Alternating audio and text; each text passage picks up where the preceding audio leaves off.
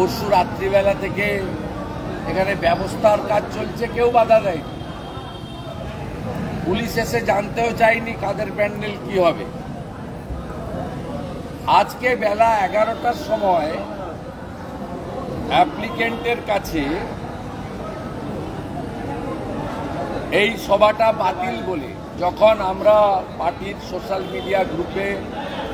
Media গ্রুপে আমার personal programme গ্রুপে সব জায়গায় দিয়ে দিয়েছি যে at 3 PM আমি এখানে একটা মিটিং অ্যাড্রেস করব ভাঙড়ে, যাতে মানুষ শান্তিপূর্ণভাবে গণতান্ত্রিকভাবে ভোটটা এবারে দিতে পারে। কারণ কোনো বুথে চটি পুলিশ থাকবে না, কেন্দ্রীয় আধা সামরিক বাহিনী থাকবে এবং ওয়েবকাস্টিং ক্যামেরা থাকবে, ভোট দিতে পারে। এবং বিশেষ করে এখানে সনাতনীরা সংখ্যালঘু, তারা যাতে ভয়মুক্ত হয়ে ভোট দিতে পারে। আর রাষ্ট্রবাদী সংখ্যালঘু যারা চোরেদের তাড়াতে চায়, তারাও যত এগিয়ে এসে ভোটটা করে।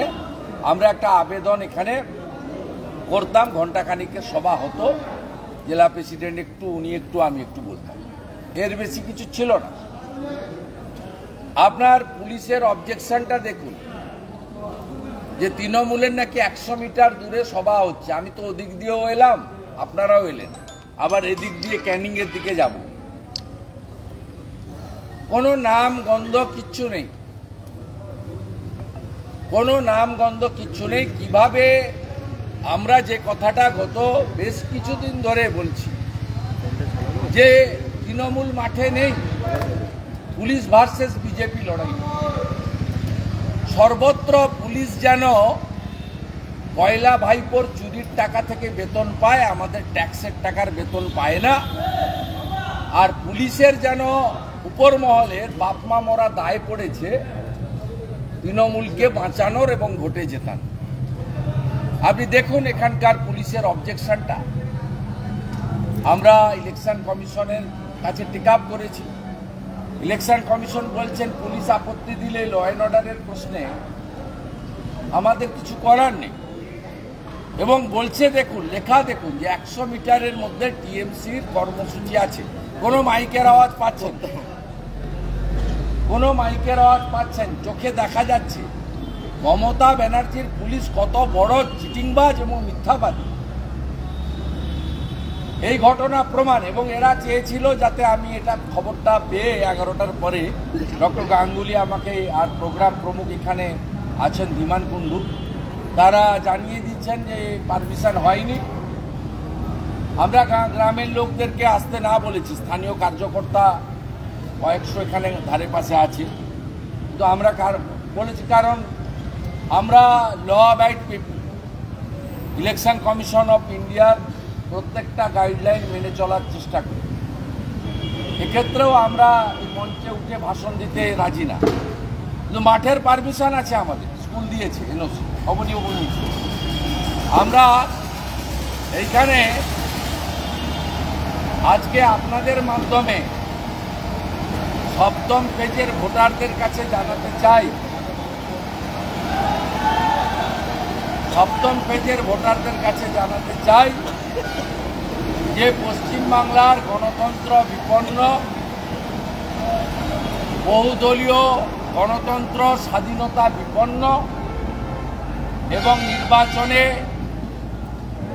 যে লেভেল প্লেইং ফিল্ড থাকা উচিত সমস্ত রাজনৈতিক দলে, যা বাবা সাহেব আম্বেদকর আমাদের দিয়ে গেছেন সংবিধান, সে সুযোগ পশ্চিমবাংলার ক্ষেত্রে বিশেষ করে বিরোধী মানে বিজেপি, ওনারা তো বি টিম, সিপিএম তো বি টিম, ওদের কথা না বলেই ভালো, ওদের পারমিশন কোথাও আটকায় না। আমাদের ক্ষেত্রে এই জিনিস করেছে, ওরা ভেবেছিল যে বিরোধী দলনেতা এটা শোনার পরে আসবেন না। জমির মালিকের যেহেতু এনওসি আছে, আমি আজকে সাংবাদিক সম্মেলন করে শেষ ফেজের ভোটার এবং সমগ্র পশ্চিমবঙ্গবাসী তাদের কাছে আবেদন করতে চাই, এর বদলা আপনারা 1 তারিখে শেষ ফেজের ভোটাররা, সপ্তম দফার ভোটাররা ইভিএমে নেন।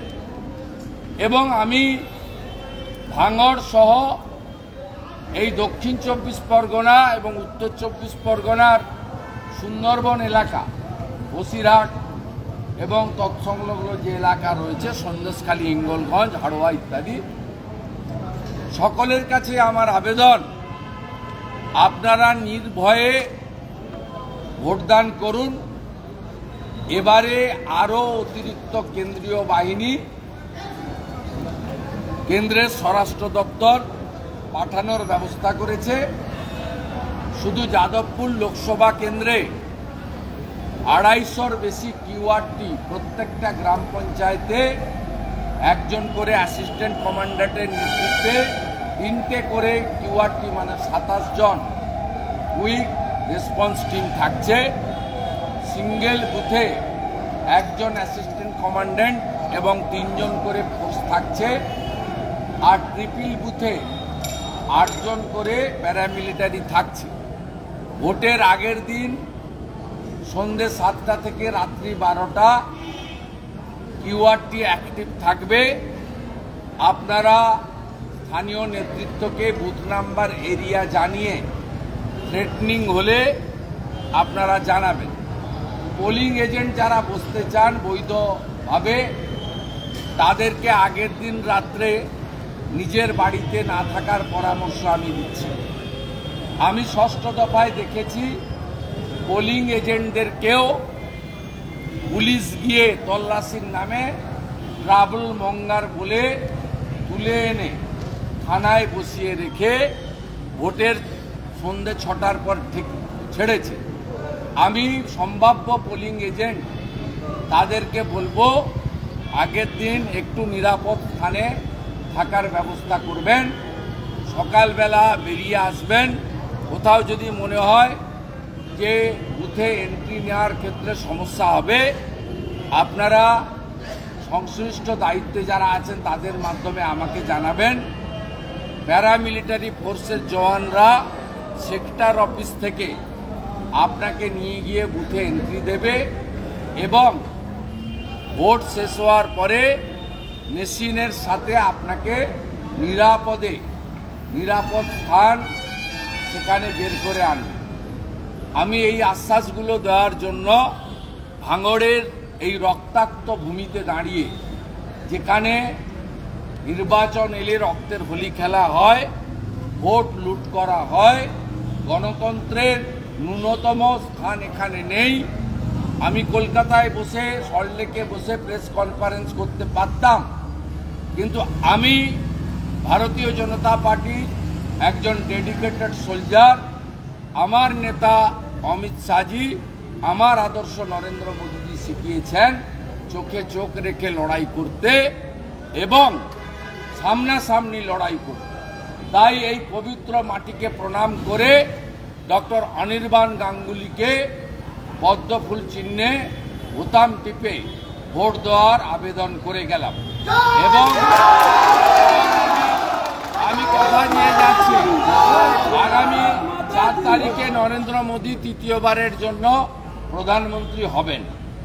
400 সিট নিয়ে বিজেপি এনডিএ আসবে এবং ডক্টর অনির্বাণ গাঙ্গুলিও জিতবেন।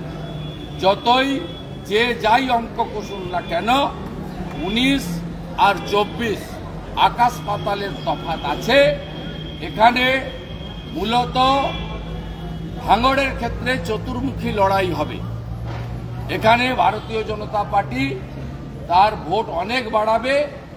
এখানে আইএসএফেরও যথেষ্ট ভোট রয়েছে, এখানে সিপিএমেরও অল্প হলেও কিছু ভোট আছে এবং তোলামূলের কিছু চোর চিটিংবাজরাও এখনো বেঁচে আছে।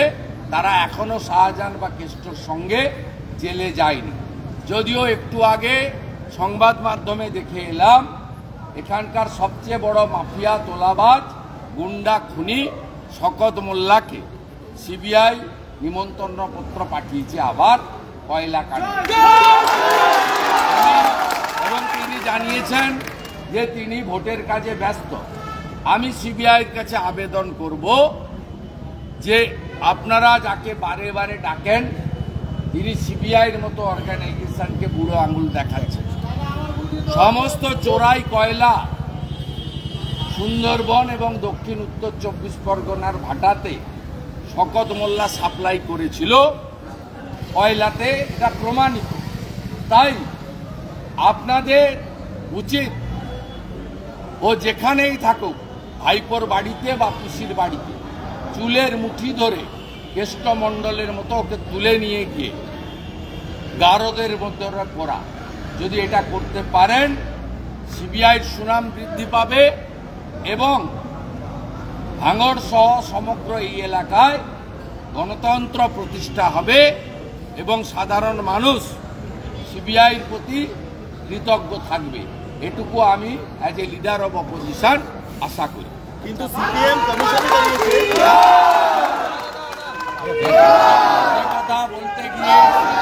কথা বলতে গিয়ে আমি অন্য প্রসঙ্গ বলে ফেললাম।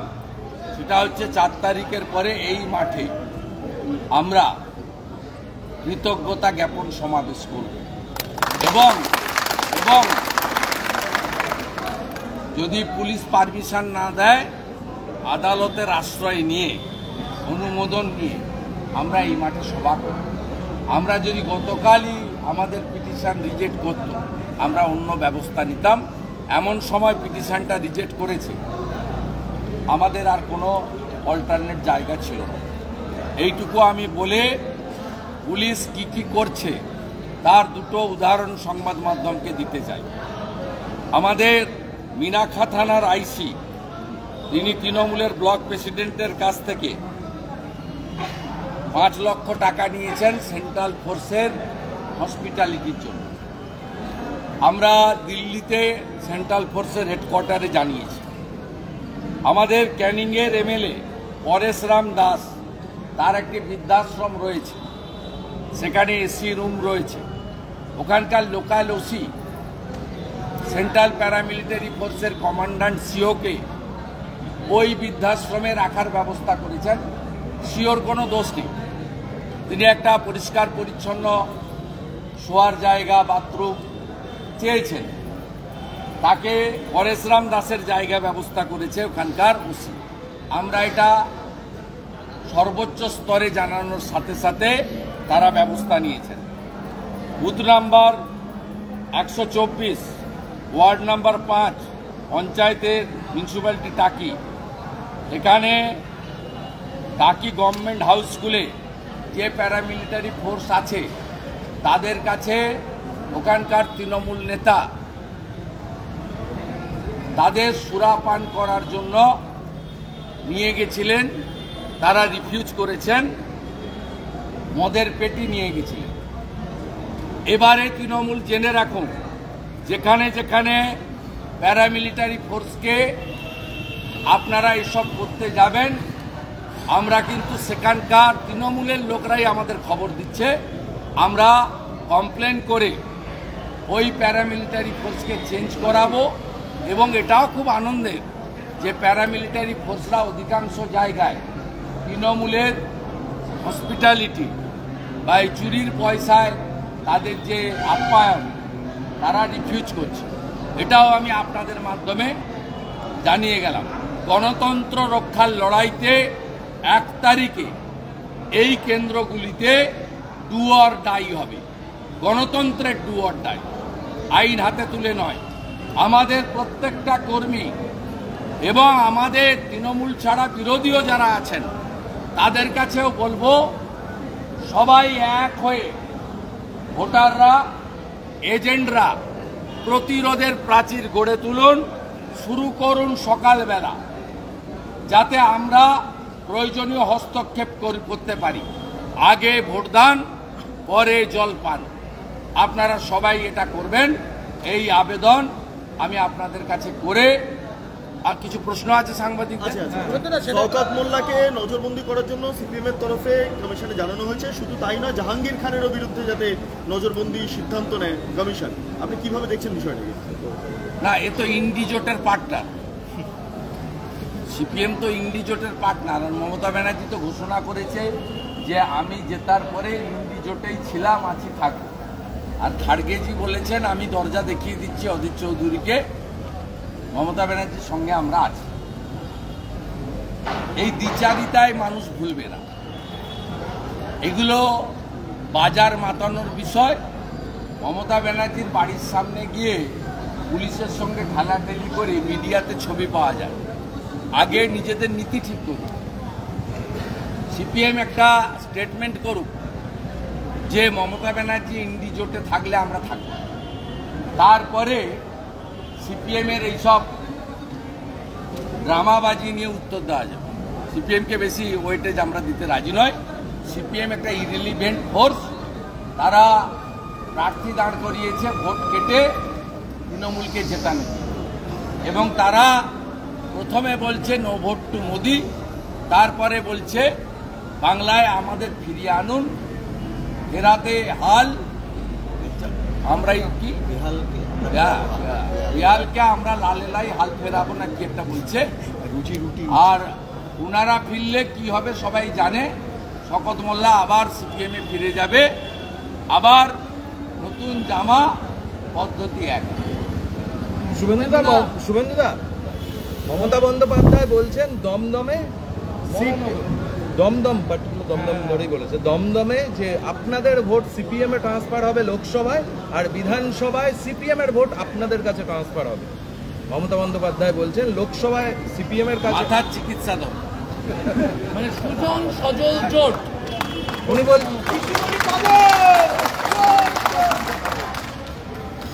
আরো একটা বিষয় উনি বলেছেন যে লক্ষ্মীর ভান্ডার যদি ভাঙতে আসে বিজেপি, তাহলে শিল নোড়া নিয়ে ওদের দাঁতের গোড়া ভেঙে দিন। শিল নোড়া নিয়ে ওদের দাঁতের গোড়া ভেঙে দিন। ডাক্তার এসপি দাস আছে, আবার দাঁত বানিয়ে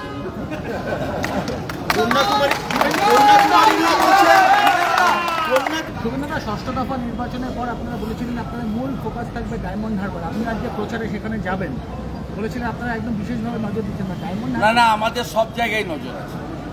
আমরা বলেছিলাম শেষ দফার নির্বাচনে আমরা সবাই অন্যান্য জায়গায় ভোট শেষের পরে এখানে ঝাঁপিয়ে পড়ব। আমাদের সর্বোচ্চ নেতা ঝাঁপিয়ে পড়েছেন নরেন্দ্র মোদী। তিনি অশোকনগরে সভা করেছেন, তিনি আজকে বারুইপুর করেছেন, আজকে গতকাল বারুইপুর করেছেন, আজকে গতকাল কলকাতার রোড শো তো আমার মনে হয় ভারতবর্ষের মধ্যে সবচেয়ে সেরা রোড শো। আমি তার উইটনেস। আর আজকে এত সকালে কোনো দল পারবে না। উনি 10:30টায় 11টায় মঞ্চে চলে এসেছেন। আজকে 2 লাখের বেশি মানুষ কাকদ্বীপে গেছেন, ডায়মন্ড হারবার, জয়নগর এবং মথুরাপুরের মানুষ।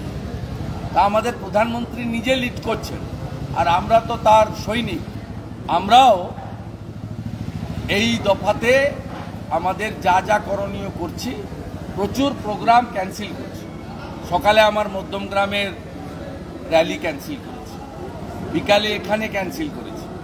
এরপরে ক্যানিং আছে, সেটা মানে পারমিশন পাওয়া গেছে শুনছি, না পৌঁছানো পর্যন্ত না চালে বিশ্বাস।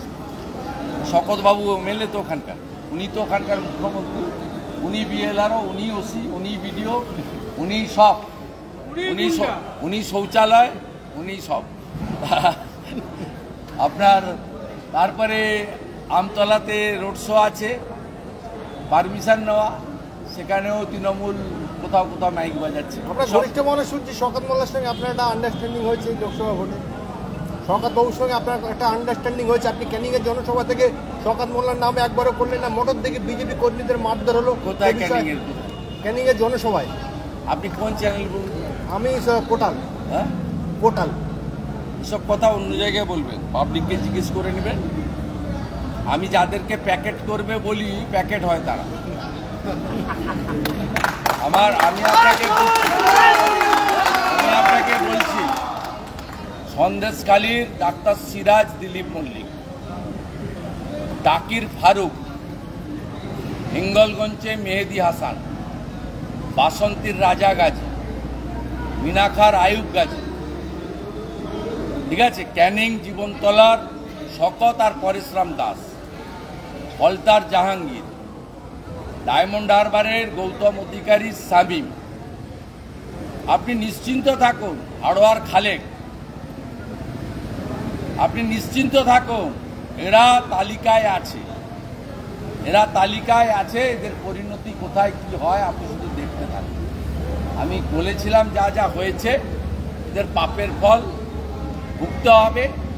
যারা মানুষের উপর অত্যাচার করে, যারা মহিলাদের সম্ভ্রম ইজ্জত লুণ্ঠন করে, যাদের মানুষকে হকের অধিকার দেয় না, তাদের বিরুদ্ধে ভারতীয় জনতা পার্টির সর্বাত্মক লড়াই থাকবে। আর আমি রাজ্যের নো সেটিং অপোজিশন, এটা আমার নিজের মুখে বলার দরকার নেই। সূর্য মিশ্রকে লোক দেখেছে, কংগ্রেসের অপোজিশন লিডার দেখছে, আজকে বিজেপির অপোজিশন লিডারও লোক দেখছে। তাই এই সার্টিফিকেট আপনাদের কারোর কাছ থেকে আমার নেওয়া দরকার। বলা হচ্ছে যে নরেন্দ্র মোদী সভা করতে কে দিল না ভাই? সভা তো আমি করছি, মঞ্চে না উঠে করছি। আমি কর্মসূচি করছি। কর্মসূচি অনেকভাবে হয়, জনসংযোগে হয়, মিছিলে হয়, বক্তৃতাতে হয়, সাংবাদিক সম্মেলনে হয়, চা চক্রে হয়। আমি আপনাদেরকে ছেড়ে বা আপনারাও থাকতে পারেন, আমি আমার কর্মীদের সঙ্গে মিলিত হয়ে যারা ভোটটা করবে, এখানে বুথ সভাপতি, শক্তি কেন্দ্র প্রমুখ, মণ্ডল, মোর্চার নেতারা সবাই আছে, মায়েরা, দিদিরা, বোনেরা আছে। আমি এদের সঙ্গে দেখা করে গেলাম। ওরা ভেবেছিল ক্যান্সেল 11টায় করেছি, এলওপির কাছে খবর যাবে, আমি প্রোটেক্টিও আছি, আমার কাছে খবর যাবে, আমি অন্য রাস্তা ধরে চলে যাব। আমি সে পাত্র নই। আমি এখানকার পুলিশকে বলে গেলাম বিজেপি সরকারে আসবে আর এই পুলিশটাকে গ্যারেজ আমি করব। এটা আমার কম্পিউটারে স্টোর করলাম। দাদা, আরাবুল ইসলাম জেলে ভাঙড়ে কি বিরোধীরা ভোট করাতে পারবে? সাধারণ মানুষ কি ভোট দিতে পারবে আরাবুল ইসলাম জেলে? আরাবুল ইসলাম থাকলে ভোট করাতে পারে, তার কি মানে? আরাবুল ইসলাম কি এখানকার মুখ্যমন্ত্রী?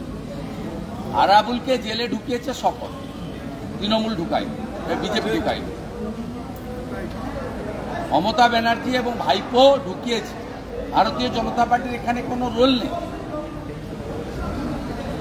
যে ভারতীয় জনতা পার্টিকে এরা বলে হিন্দুদের পার্টি, ফুরফুরা দরবার শরীফের পীর সাহেবের বাড়ির ছেলে, তার রাজনীতি যাই হোক, মুসলিম ইসলাম ধর্ম লোকেদের কাছে এটা পবিত্র জায়গা, তাদের কাছে। তার টুপি ধরে দিল্লির পুলিশ টানেনি, মমতার পুলিশ টেনেছে। নৌসাদ সিদ্দিকীকে জেল ইডি সিবিআই খাটায়নি, মমতা ব্যানার্জি খাটিয়েছে। অতএব আরাবুল ইসলাম জেলে থাকলেও কি বাইরে থাকলেও আমাদের কাছে বিচার্য বিষয় নয়। ভাঙড়ের সব ভোট বিজেপি পাবে এটাও আমি বলি না, কিন্তু ভাঙড়ের মানুষ এবারে ভোট দিতে পারবে। যে ব্যবস্থা ইলেকশন কমিশন করেছে এটুকু আমি বলতে পারি। আমি বিজেপি কার্যকর্তা এবং অন্যান্য সমস্ত রাজনৈতিক দল তৃণমূল ছাড়া অনুরোধ করব, আপনারা এজেন্ট দেন। এজেন্ট যদি না থাকে, ওরা যেটা করছে কেশপুরে করেছে, কিছুটা সফল হয়েছে। সেটা হচ্ছে ওয়েবকাস্টিং ক্যামেরাকে ডিস্টার্ব করছে যাতে ক্যামেরা ছবি না ওঠে। কেশপুরে স্কুটিনিতে দুটো বুথের ছবি আমরা দেখেছি। আমাদের যিনি অমূল্য মাইতি গেছিলেন, হিরণের প্রতিনিধি, পাশে দাঁড়িয়ে থেকে বলছে জোড়া ফুলে ভোট দিতে। এজেন্ট থাকলে এটা পারবে না। আমি যেমন নন্দীগ্রামে রুখেছি 63টা মুসলমান বুথে, আমি 21এও এজেন্ট দিতে পারিনি। এবারে আমি 62টা বুথে এজেন্ট দিয়েছিলাম, একটাও ছাপ্পা ভোট করতে পারেনি। এরা মৃত ভোটার, অ্যাবসেন্ট ভোটার, বিকেল 4টে থেকে 6টা মেরে দিচ্ছে এজেন্ট না থাকার সুযোগ নিয়ে। আমি সকলকে বলবো, একটা বিধানসভার যে কোনো লোক যে কোনো বুথে এজেন্ট হতে পারে, সেই গ্রামে হতে পারবে কথা নেই। আপনারা এজেন্টটা বসুন, এজেন্ট বসুন, মানুষ নিজের ভোট নিজে দিক। আমার স্থির বিশ্বাস, আমি কোচবিহার থেকে ভাঙড় অব্দি এসছি, 160-65টা মিটিং হয়ে গেছে, কালকে হলে 170 পেরিয়ে যাবে। আমার স্থির বিশ্বাস, আমি 3বারের এমএলএ, 2বারের এমপি, 3বারের কাউন্সিলর। আমার স্থির বিশ্বাস, কোনো লোক মেশিনের সামনে গিয়ে চোর তৃণমূলকে ভোট দিচ্ছে না। চোর তৃণমূলকে কেউ ভোট দিচ্ছে না, কিন্তু সে শুধু দেখতে চাইছে তার ভোটটা যেন কেউ দেখতে না পারে। সে যেন নিজের বিবেক অনুযায়ী তার বোতাম আঙুলটা টিপে, যেমন আমি টিপেছি মোদিজির পক্ষে। এইটা চাইছে জনগণ।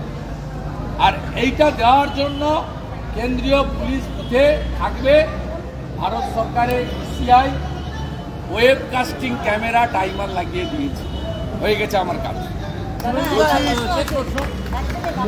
নরেন্দ্র মোদী কন্যাকুমারিকায় বসে ধ্যান করছেন, প্রচারের পর কেন টিভিতে দেখানো হবে? ইলেকশন কমিশনে যাব আমরা বলছেন মুখ্যমন্ত্রী মমতা বন্দ্যোপাধ্যায়। উনি যান না, উনি তো সব ব্যাপারে যান, আর ইলেকশন কমিশনও ওনার অনেক কথা শোনেন। উনি সন্দেশখালী, উনি ওনার ভাইপো, ওই শিডিউল কাস্ট মেয়েগুলোর রেট ঠিক করতে পারেন। আর অভিজিৎ গাঙ্গুলি তার প্রতিবাদ করলে তাকে সেন্সার করা হবে। উনি যেখানে পারেন না যান না, উনি যেখানে পারে যান, যেখানে পারেন যান। কে আপত্তি করেছে?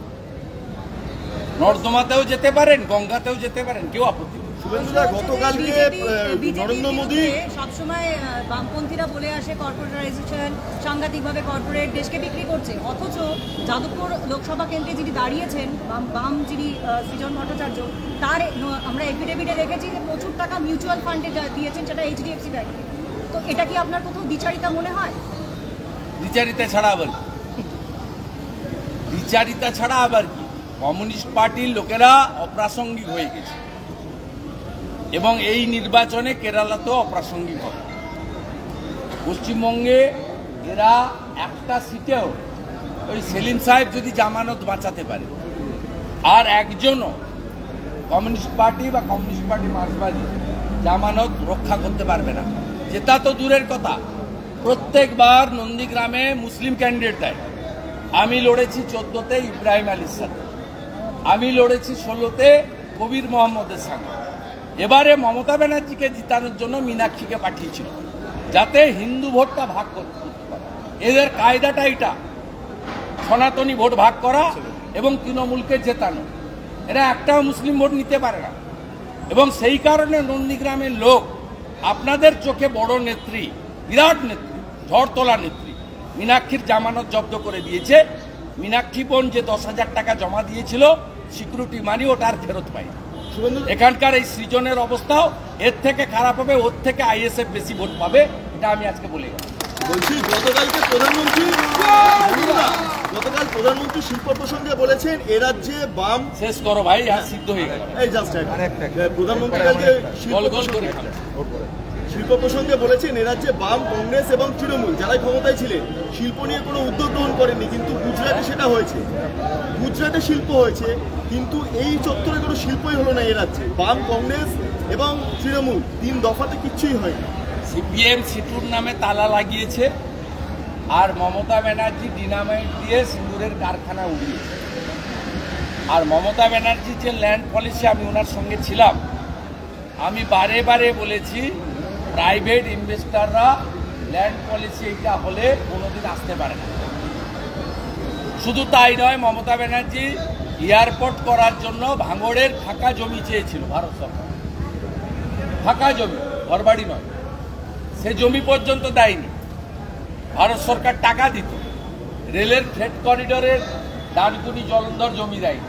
বাগডোগরা এয়ারপোর্ট এক্সটেনশনে জমি দেয়নি। উত্তরবঙ্গে এইমস করার জমি দেয়নি। সুন্দরবনে এইমস করার জমি দেয়নি। মোদিজির স্বপ্ন সুন্দরবনে একটা এইমসের মতো হসপিটাল করবে।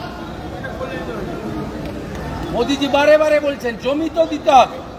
এবারে তো অমিত শাহজি রায়গঞ্জে বলেই গেছেন যে আমরা কেন্দ্রীয় সরকারের জমিতে উত্তরবঙ্গে এইমস করব। বিজেপি সরকার এলে সুন্দরবনেও এইমস হবে এবং কলকাতা এয়ারপোর্টের এক্সপেনশনও হবে, আর কোচবিহার, বালুরঘাট, মালদা, পুরুলিয়ার এয়ারপোর্টগুলো চালু হবে। উল্পি সাগরে ডিপ সি পোর্টও হবে। 10 বছর মমতা ব্যানার্জি যে ঢপ মারছে তাজপুর পোর্ট হয়নি, ভবিষ্যতেও হবে না। তা আমরা করে দেখাবো। আমাদের আনতে হবে জনগণ, ডবল ইঞ্জিনকে আনতে হবে। অভিষেক বন্দ্যোপাধ্যায় বলছেন এই যে 33টা আসনে ভোট হয়েছে তার মধ্যে তারা 23টা পাবেনি। 23টা আসন তারা ওর কথা আপনাদের চ্যানেল গুরুত্ব দেয়। এই ভদ্রলোক কি বলেছিল আমি বলছি। এই ভদ্রলোক বলেছিল সৌমিত্র খাঁ জেতা তো দূরের কথা, একটা বুথে যদি জিতে আমি রাজনীতি ছেড়ে দেবো। সৌমিত্র খাঁ 19-এ জিতেছে, উনি রাজনীতি ছাড়েন। উনি ব্যারাকপুরে গিয়ে বলেছিল অর্জুন সিং যদি জেতে আমি রাজনীতি ছেড়ে দেবো। অর্জুন সিং 19-এ জিতেছেন, ওনার ছেলে 21-এ জিতেছে, উনি রাজনীতি ছাড়েন।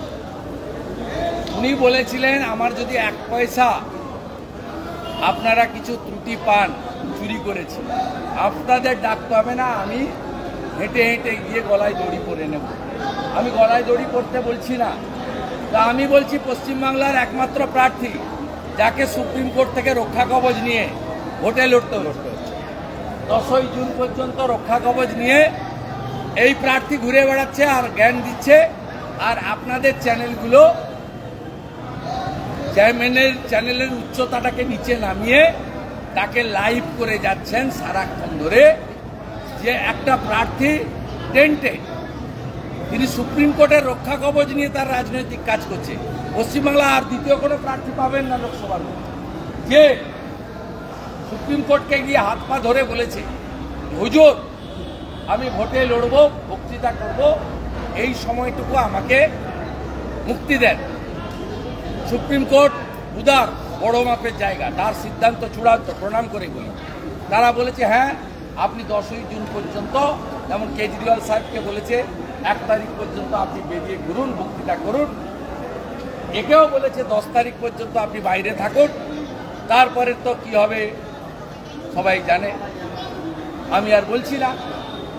আপনি বলেছেন যে আমি চুরি প্রমাণ হলে আপনার কলকাতার হরিশ চ্যাটার্জি, হরিশ মুখার্জির 2টো বাড়ি সিবিআই ট্যাগ করেছে। 7.5 কোটি টাকার 2টো প্রপার্টি ট্যাগ হয়েছে। পিএমএলএতে আপনি এস্টাবলিশড, আপনি মানি লন্ডারিং করেছেন। ওই কারণে আপনি যে কোম্পানির চেক পাওয়ার আছে, যে কোম্পানিতে এখনো আপনার পিতৃদেব, আপনার মাতৃদেবী, আপনার সহধর্মিনী, আপনার শালিকা এরা ডাইরেক্টর, সেই লিপসেন্ট company, bounce company property attachment হয়েছে। তার মানে মানি লন্ডারিংয়ে আপনি অভিযুক্ত, হাইকোর্টে প্রমাণ হয়ে গেছে বলে ইডি আপনার সম্পত্তি বাজেয়াপ্ত করেছে। তারপরেও আপনার কাছ থেকে জ্ঞান আর ভাষণ শুনতে হবে। আমার মনে হয় আর শোনার কোনো দরকার নেই, টাইম হয়ে এসছে, মাফলার গেছে, এবারে হাওয়াই ছুটির পালা।